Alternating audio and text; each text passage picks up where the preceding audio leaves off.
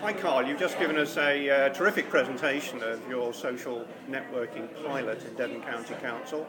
I've been tweeting the one-liners. People are tweeting back saying, where's the reference, where's the link? So give us a bit of video to summarise what you've been saying. Okay, well, we've been doing the pilot now since February, March time, and we've just learned so much. I mean, that was the primary reason for doing the pilot in the first place, was to learn all about how implementing an internal kind of social networking environment would impact on culture, processes, those kinds of things.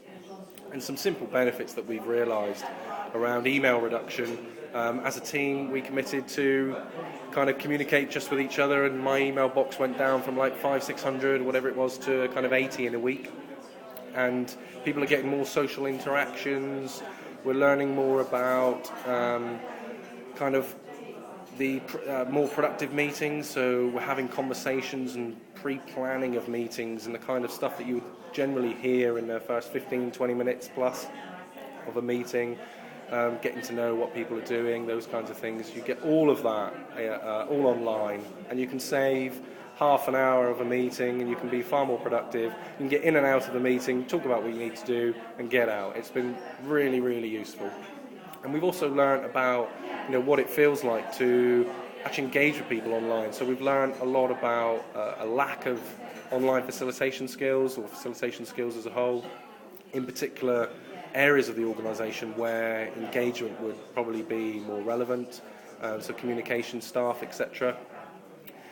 We've also learned around kind of not focusing on the technology, and we've recently kind of started to move away from the word social networking and internal social networking and trying to move towards a more business networking and collaboration terminology, which is far more acceptable within the organisation, specifically in the current climate of efficiencies and those kinds of things, and enabling to connect people, disparate workers, mobile workers, is having a huge impact to some teams, being able to feel more connected, and having it hosted, just as part of the pilot, having it hosted outside of our firewall means that if our systems go down internally, we can still access the conversation in our team. So it's, there's some real kind of soft fringe benefits as well. So it's been really, really good. And you made the point that organisations already have rich networks, which may be around the coffee machine or the smokers outside, or in all sorts of other ways, and part of this is releasing those? Yeah, exactly. I think,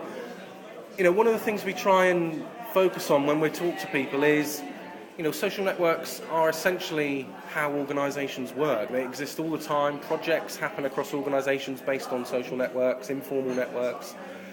And if we recognise that people meeting at coffee machines or in kitchen areas or even going outside and having a cigarette or meeting up over lunchtime and having those informal connections, that's all part of how the organisation shares knowledge and projects and all those kinds of things. And by having a technology solution in place, we're kind of removing the by chance being, the by chance situation. So if I missed the conversation at the coffee machine, how would I have heard out about a Project X or whatever it may be?